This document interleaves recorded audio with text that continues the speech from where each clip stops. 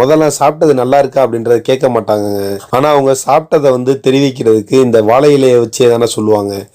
என்ன அப்படின்னு பார்த்தீங்கன்னா, சாப்பிட்றப்ப அந்த ஊறுகாய் வந்து காலியாகி இருந்துச்சுன்னா சாப்பாடு வந்து குழம்பு வெஞ்சனம் ஏதோ சரியில்லை அப்படின்றத தெரிஞ்சுக்கிடுவாங்களாங்க. ஏன்னா கடைசியா அந்த தயிர் மோரப்போ மட்டும்தான் அந்த ஊறுகாயை வந்து தொடரணும். மித்த நேரத்துல எல்லாம் தொடாம அவங்க சாப்பிட்டாங்கன்னா மனசு திருப்திப்படுமாங்க.